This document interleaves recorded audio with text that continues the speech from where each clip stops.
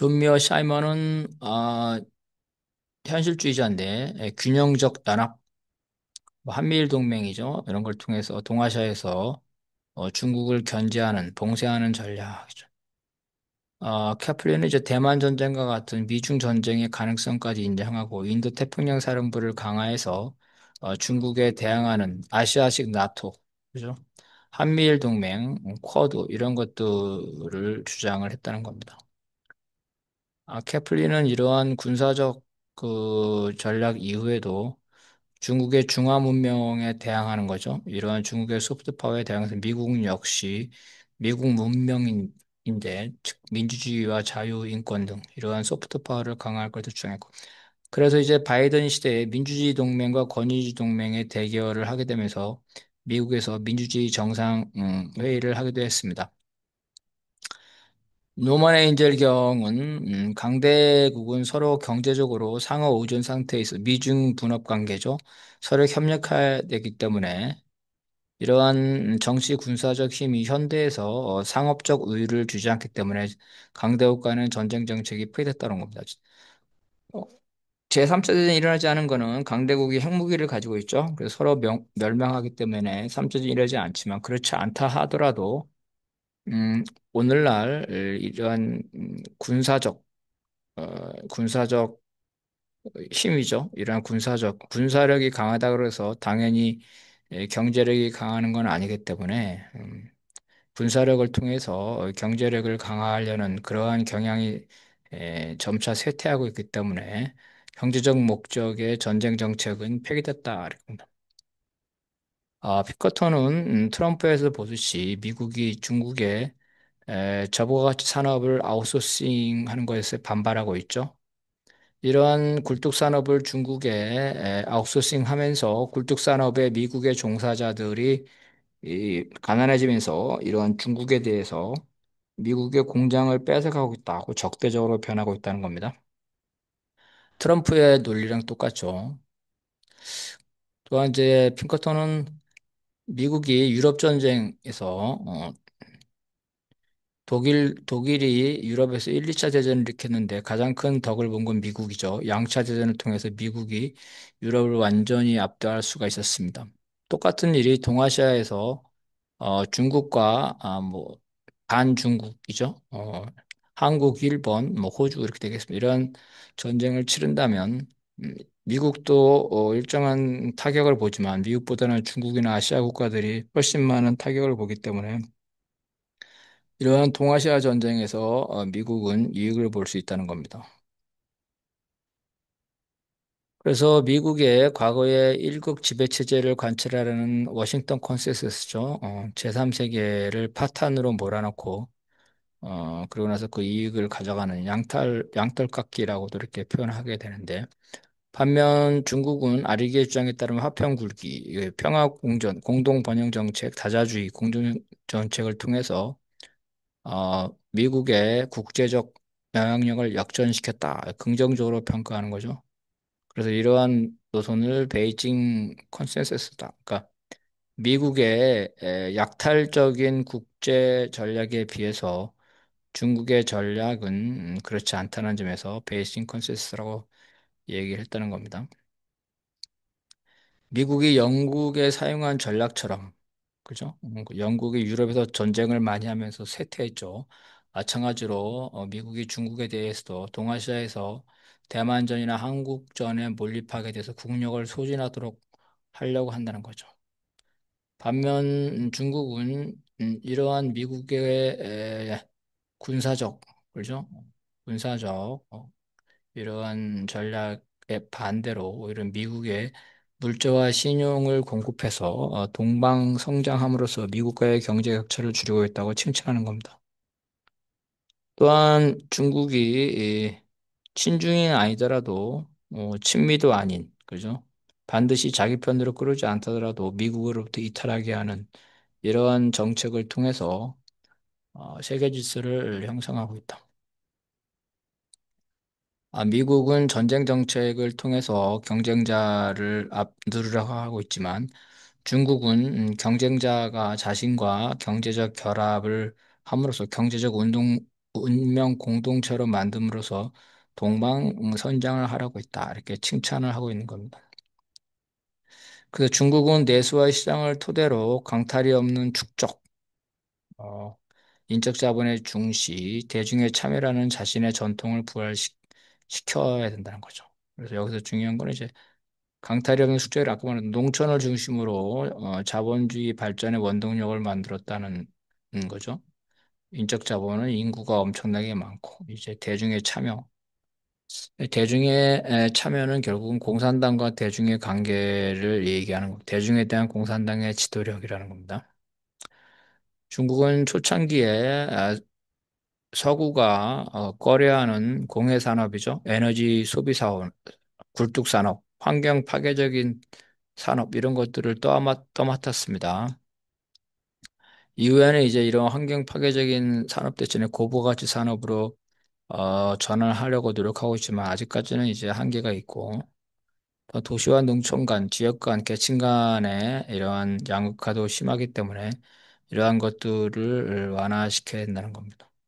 만약 이러한 노력들에 실패한다면 중국이 이제 국내적으로 혼란에 빠지고 결국은 이제 미국을 추격하는 것이 불가능해질 것이라는 겁니다. 반면에 중국이 성장하지 못할 경우에 미국은 자신의 이제 이 단일 패권이죠. 단일 패권을 구가를 할 것이다. 중국이 지금 히토류를 가지고 강력한 무역이나 군사적인 영향을 행사하고 있는데요. 바로 이 히토리도 중국이 굴뚝산업 특히 그 환경 오염 산업을 중국이 세계 그 분업에서 차지하고 있기 때문에 생기는 문제입니다. 히토리는 미국이나 호주나 우리 한국이나 어느 나라든지 조금씩은 다 있습니다. 하지만 유해 산업이기 때문에 생산하지 않는데 중국은 이러한 낮은 임금이죠. 낮은 임금과 많은 인구, 그리고 유해 산업을 마다하지 않는 이러한 정책이라는 거죠. 미국에도 히토류 공장이 있었습니다. 대규모 그렇지만 다 폐쇄됐다는 거죠. 임금이 높고 환경 오염 때문에 했는데 중국은 이제 그거를 감수한다는 겁니다. 그래서 이제 이러한 중국에 대해서 미국이 이 자신의 패권이 약화되는 것을 순응할 것인지 이게 이제 친중파죠. 키신저 중국에 대해서 현실적으로 공존해야 된다. 그렇지 않고 이제 중국을 견제하려고 하는 거 특히 미국이 인도를 육성시켜서 인도와 중국이 서로 갈등하게 만들면서 중국을 견제하려고 하고 있죠. 그래서 인도도 그걸 알고 있기 때문에 자신을 반중의 도구로 사용하라는 미국의 의도를 간파하고 미국에 협력을 하지 않고 자신도 이제 단순히 이 중국에 반대하는 그런 입장이 아니라 미국과 중국과 대등한 다자주의를 어, 추구하고 있습니다. 그 중국의 전략을 보게 되면은 홍콩을 반환받고 대만에 대한 절대적 우위를 확보해줬죠. 어, 21세기 초에 그러죠. 그래서 이런 시기에 정치 군사적 위상이 높아진 2000년대 후진타오는 화평 굴기. 그래서 미국과 평화공존, 세계 평화를 지지하면서 대국으로 발전하겠다는 거죠.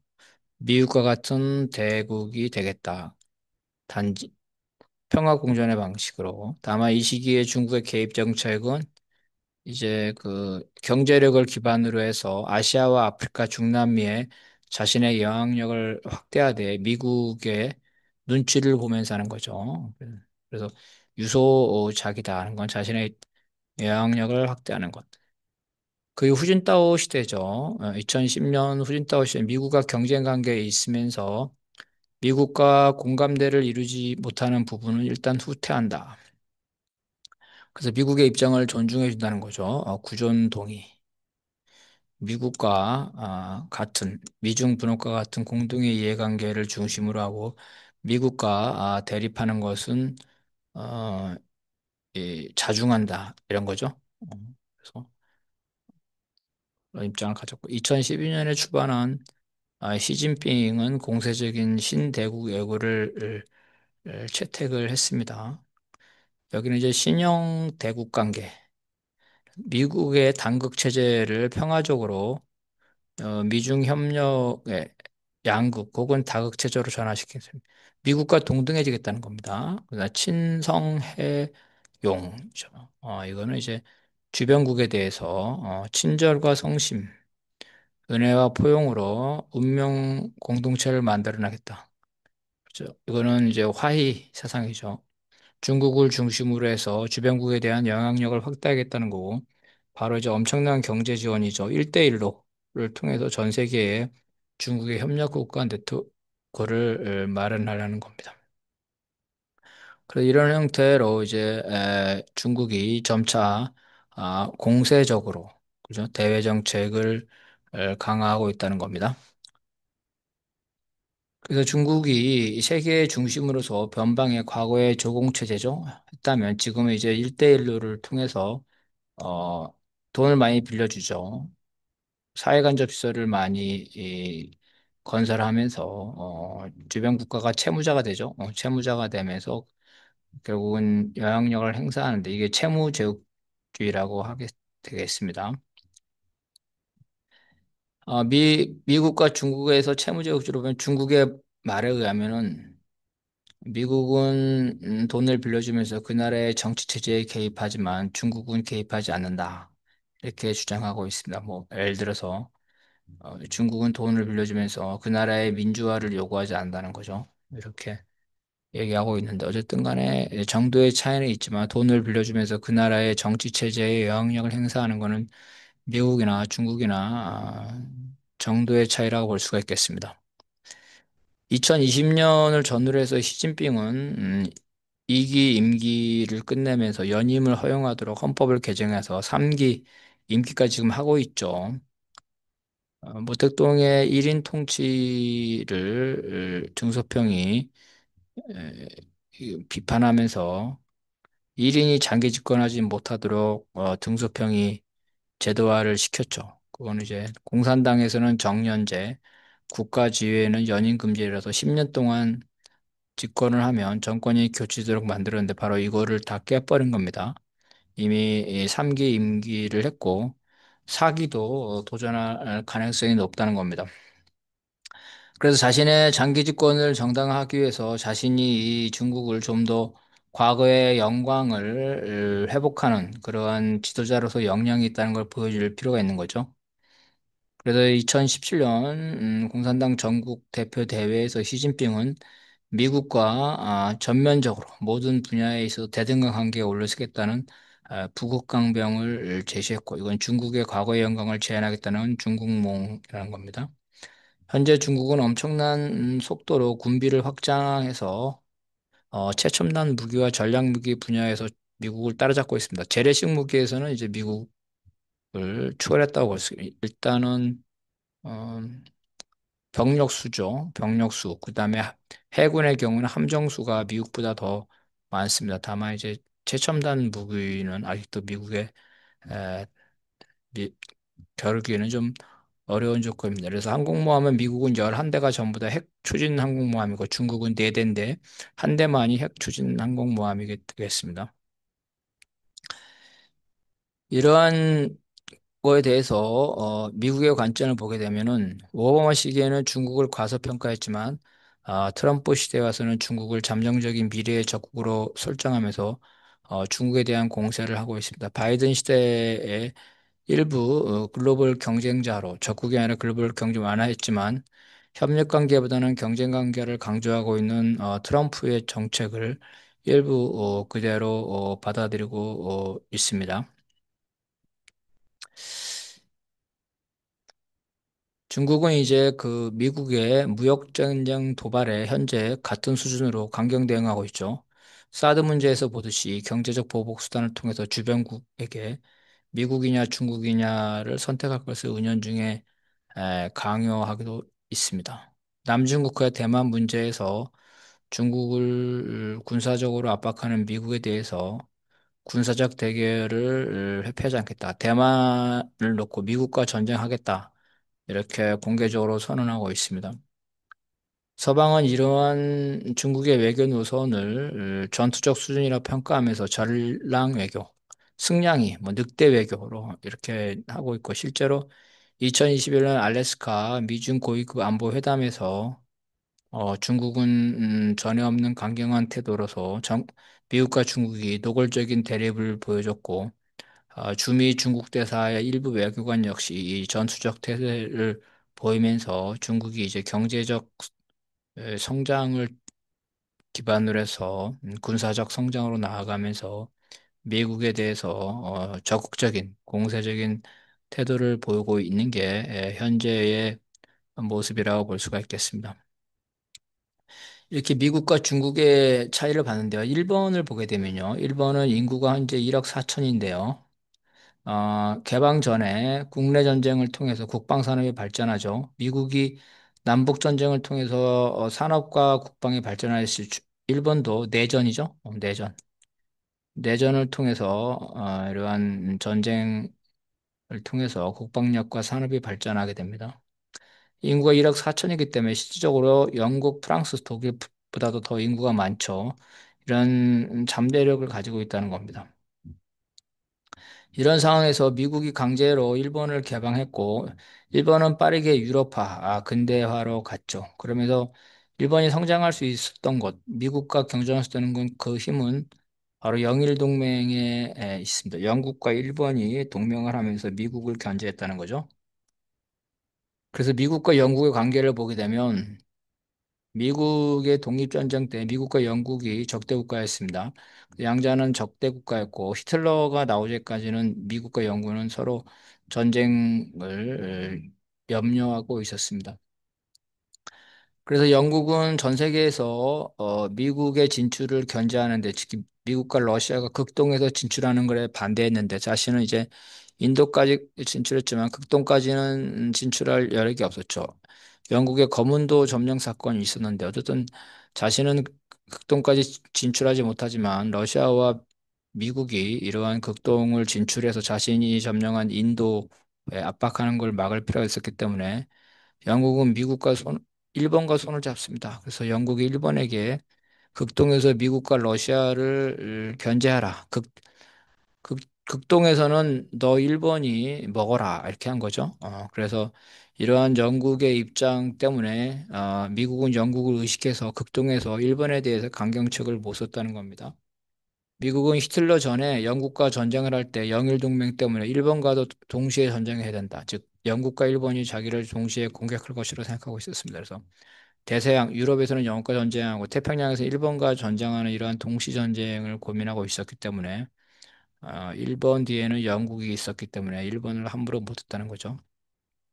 그래서 극동에서 일본과 미국은 서로 나눠 먹었다. 필리핀은 일본, 필리핀은 미국, 조선은 일본 이런 식으로 나눠 먹고 대만도 일본이 먹었죠. 이런 것들이 있었다는 겁니다. 이제 중국이 이제 제국주의냐의 문제가 있는데 아리게나 월레스턴에 따르면 모든 자본주의 패권 국가는 제국주의고 자본주의는 16세기 이후부터 시작됐으니까 16세기 이후에 자본주의 패권 국가죠.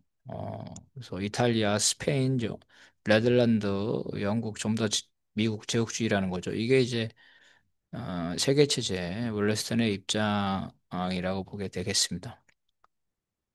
하지만 이제 레닌의 입장에 따르면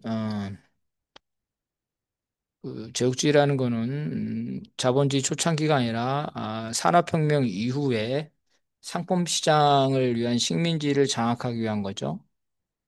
그래서 상품과 자본의 수출은 당연히 필요하고 금융 자본이 정치까지 영향력을 미쳐야 되고 그리고 식민지를 가지고 있어야 되는 그런 상황이죠. 그래서 이런 상황으로 보게 되면 산업자본 이후에 제국주의로 보기 때문에 일단은 제국주의가 협소해진다고 보게 되겠습니다. 오늘날 중국의 경우에는 상품과 자본의 수출은 있지만 금융자본이 정치를 장악하지 못하고 있습니다. 공산당이 이제 금융자본을 장악하고 있지. 금융자본이 정치를 장악한 건 아닙니다. 또한 중국이 과거 제국제는 상품과 자본의 수출을 위해서 식민지를 얻고 있지 않죠. 주변 국가, 위구르나 티벳, 안보적 문제에서 인접 국가를 점령하고 있지만 과거 영국이나 프랑스, 미국처럼 인접 국가가 아닌 멀리 떨어져 있는 국가, 즉 상품 시장을 위한 식민지를 하지 않기 때문에 레닌의 입장에 따르면 중국은 제국주의라 보기 어려울 것입니다. 그래서 여기까지 이제 우리가 했는데 아리기에 대한 좀 평가를 좀 해볼 필요가 있겠습니다. 어쨌든 아리기가 나오기까지는 우리가 어떤 레닌 시대의 제국주의 단계죠. 그런 부분과 아리기나 롤레스턴이 생각하는 제국주의와 좀 구별을 해야 되는데 일단은 홉스는 제국주의론에서 유효수요의 부족으로 과잉 생산이 되면 자본이 생산에 투여하지 못한 채 자본 과잉이 되는 거죠. 결국은 이 과잉 자본은 독점의 모습을 띠면서 수요를 찾아 식민지 쟁탈전을 벌인다. 그래서 이 홉슨도 역시 마찬가지로 제국주의를 이 산업혁명 이후에 본격화된 것으로 봅니다. 실퍼등은 이 과잉 자본이 결국은 금융 자본이라는 거고, 금융 자본은 단순히 은행 자본이 아니라 산업 자본과 상업 자본, 그리고 은행을 다 합친 거죠. 이걸 결합한 이러한 금융 자본이라는 거. 그래서 이러한 금융 자본이 자신의 이해를 관철시키려면 군사력이 필요하기 때문에 결국은 금융 자본과 국가가 결합하면서 국가 독점 자본주의가 된다는 거죠. 그리고 국내에 있어서도 이러한 거대 자본, 금융 자본이 자기의 이익을 관철하려면 국내 정책도 장악해야 되기 때문에 금융 자본과 국가가 결합한다는 겁니다. 역시 마찬가지로 힐퍼딩도 식민지 쟁탈전에 나설 것으로 봤고, 다만 카우치키의 경우에는 유럽의 제국주의 국가들이 제3세계에서 전쟁을 하지만 자신의 앞마당인 유럽에서 전쟁을 할 리가 없다. 그래서 유럽 전쟁은 하지 않을 거다. 그래서 제국주의자들끼리는 서로 유럽 안에서는 평화적으로 절충할 것이다. 타협할 것이다. 봐야 돼. 바로 레닌은 이러한 카우치키 입장과 달리 유럽에서 바로 제국주의 간의 전쟁이 일어날 수 있다. 이렇게 보고 특히 레닌은 제국주의는 하나의 선택 가능한 정책이 아니라 불가피한 시스템으로 제국주의 국가 간의 전쟁은 피할 수 없다. 제국주의는 이제 자본주의의 최고 단계로 봤다는 겁니다. 그래서 이런 것으로 봤을 때 레닌 시대의 분석가들은 금융 자본에 주목을 했습니다. 그 등장 배경이 수요 부족이라고 했죠. 이렇게 추상적으로 했는데 아리기는 이러한 상업 자본, 산업 자본이 금융 자본으로 전환되는 과정을 더 구체화했다. 그 계기를. 왜냐하면 실물 자본, 상업 자본과 산업 자본이 이윤율이 저하되면서 실물 자본이 쇠퇴하면서 금융 자본이 팽창했다. 이런 과정을 구체화시켰다는 겁니다. 아리기는 또 상업과 생산에서 이윤율이 이자율보다 떨어질 때, 그죠? 실물 경제에서 이윤율이 떨어지면, 이자율보다 떨어지면 돈놀이 하는 게 차라리 낫죠. 그래서 상업이나 생산에 투하기보다는 투기로 간다. 그래서 금융자본으로 집중을 한다는 겁니다. 그래서 비록 유효소가 있다 하더라도, 유효소가 있다더라도 그러한 이윤율이 낮을 경우에는 금융자본으로 집중된다. 즉 반드시 유효수의 부족을 조건으로 하지 않는다는 거죠. 이게 이제 중요한 점입니다. 유효수요가 있더라도 이윤이 낮으면 금융자본으로 간다. 미국이나 이런 데서 보면 알 수 있겠죠. 그 레닌 시대의 분석가들은 제국주의를 새로운 유효수의 획득을 위한 식민지 형태로 단순화시켰죠. 식민지, 영토 식민지. 아리그는 이제 금융자본이 수익을 내는 구조를 식민지 획득뿐만 아니라 시장 획득, 특히 미국이죠. 이런 것들을 보면서 좀 더 폭넓게 다양한 관점에서 했다는 겁니다. 그래서 레닌 시대의 제국주의는 제국주의 간의 전쟁을 부각시켰죠. 그래서 그거 어떤 반제국주의 운동이 우리의 실천적 과제였습니다. 그래서 뭐 어떤 강대국이 어떻게 패권을 가져가고 빼앗기냐 이거 주요 설명 대상이 아니었는데 아리기는 이러한 민중 투쟁적인 관점보다는 강대국의 입장에서 미국과 중국 혹은 과거의 강대국들이 어떻게 패권을 형성하고 이뤄갔는지를 살피는 겁니다. 종속 이론은 아리게나 월레스타는 종속 이론을 시작했는데 종속 이론은 중심 국가의 주변 국가에 대한 지배 관계를 중심으로 해서 종속 탈피의 방법으로서 중심 국가의 단절을 제시하는 마르크스의 실천적 관점이죠. 즉 식민지 해방, 종소국가 해방이죠. 월러스든가 알리스든 이런 지배관계의 탈피는 실천적 관점보다는 자본주의 세계 체제의 장기적인 변화, 특히 중심국가, 반주변국가, 주변국가의 관계보다는 중심국가, 즉 패권 이전되는 과정, 결국은 미국에서 주로 미국의 대학과 미국의 기업들의 돈을 받으면서 미국과 중국의 패권 문제죠. 미국과 중국의 패권 경쟁에 주목을 하면서 과거의 패권의 그 변화에 대해서 살폈다는 겁니다. 그래서 이런 아리기의 입장들이 우리가 이제 볼 수가 있는데요. 간단하게 보면 아리기의 결론을 보게 되면 금융 팽창은 위기의 표지이다. 실물 경제와 금융 경제가 괴리된다는 거죠. 이런 것들은 지금도 유효한 평가입니다.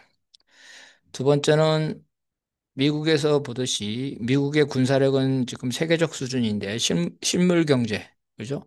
혹은 금융 경제는 쇠퇴하고 있죠. 그래서 바로 미국이 군사력을 통해서 자신의 경제적인 쇠퇴를 막으려고 세계 곳곳에서 분쟁을 일으키고 특히 자신의 경쟁자인 중국과 러시아의 힘을 빼기 위한 국지전이죠. 우크라이나 전쟁이나 대만 전쟁 이런 것들을 고려를 하고 있다는 겁니다. 또한 이제 미국의 특징은 다국적 기업이죠. 다국적 기업이 이것이 다른 나라의 국가 권력을 약화시키고 개입을 하고 있다는 겁니다.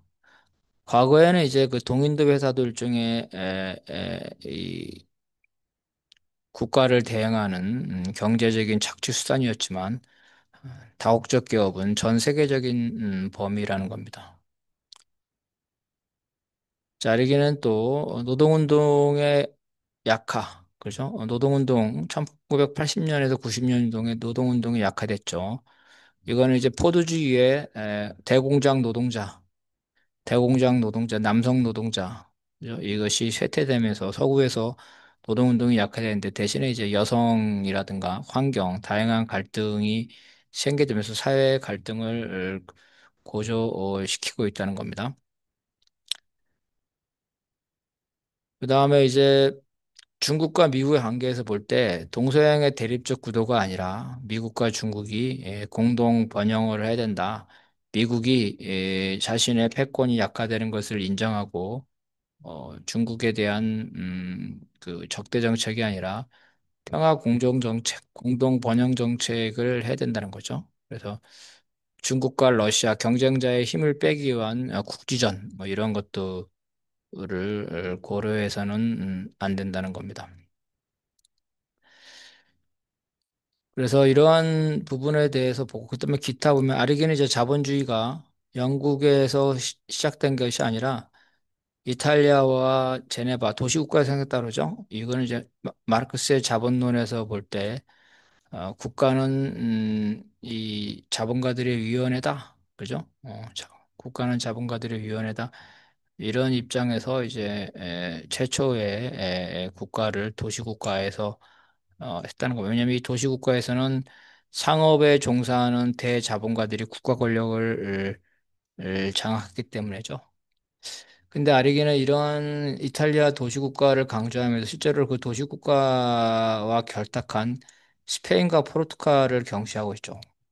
보통 스페인도 세계를 지배했는데 이 스페인은 군사적 지배만 하고 경제적 지배를 도시국가 이탈리아와 결탁한 이런 방식으로 보고 있습니다. 그렇지만 우리 역사적으로 볼 때 스페인과 포르투갈이죠. 특히 이 로마 교양청, 그래서 세계의 패권, 지배적인 것. 유명한 게 이제 1494년에 토르데시아스 조약입니다. 그래서 스페인과 포르투갈의 세계 지배를 조정한 겁니다. 양국의 식민지 경계선을 조정했다는 거죠. 서아프리카에 위치한 대서양의 카보베르데 섬 서경 43도 37분을 기준으로 동쪽은 포르투갈의 서쪽은 스페인이죠. 이런 형식으로 어, 스페인과 포르투갈의 패권도 중요한데 그거에 대해서는 약간 간과하고 있다는 겁니다. 또 이제 아릭에 따르면 자본의 이동이 제한적이기 때문에 자본이 노동계급의 압박을 피해 쉽게 다른 나라로 이동할 수 없다. 그러니까 이제 근데 사실은 이제 반대죠. 현실에 대해서는 자본은 마음대로 이동하는데 그죠? 노동자가 이동하기 좀 어렵죠. 이렇게 어려운데 이렇게 평가하고 있다는 겁니다. 그래서 아릭에 대한 총평을 보게 되면은 어떤 사회주의적 관점에서 이탈했죠. 그래서 강대국의 패권의 흥망성쇠를 바라봤다는 것, 이런 것들이 이제 개량주의적인 아, 측면이 강하다는 겁니다. 그래서 사회 구성체 변화에 대한 장기적인 전망이나 계급 수정의 동력 분석이 약하잖아요. 그죠? 그래서 우리가 하나의 학문적으로는 의미가 있지만 우리 실천투쟁, 민중투쟁, 계급투쟁의 관점에서는 아르기의 분석이 그렇게 큰 도움이 되지 않는다는 겁니다. 또 아리기의 문제의식, 시간적 한계는 2008년 금융위기, 즉 미국의 실물 경제가 쇠퇴하고 금융으로 팽창하게 되면서 근데 그 금융의 위기죠. 그러면서 중국으로 패권이 넘어갈 수 있다는 이런 미국의 위기감이죠. 이러한 그래서 과도하게 금융 팽창과 금융의 거품이죠. 이러한 것들을 고민하면서 주로 미중이죠. 미중 시대의 관점입니다. 미국과 중국의 관점에서 그래서 아리기나 월레스테 이런 사람들은 중국에서도 매우 환영을 받고 그렇기 때문에 결국은 이런 학문적 소비자는 미국과 중국, 특히 부상하는 중국이죠. 그 친중적 관점을 가지고 있다. 키신저도 대표적인 친중 인사인데 아리기도 대표적인 친중 인사라고 우리가 볼 수가 있겠습니다.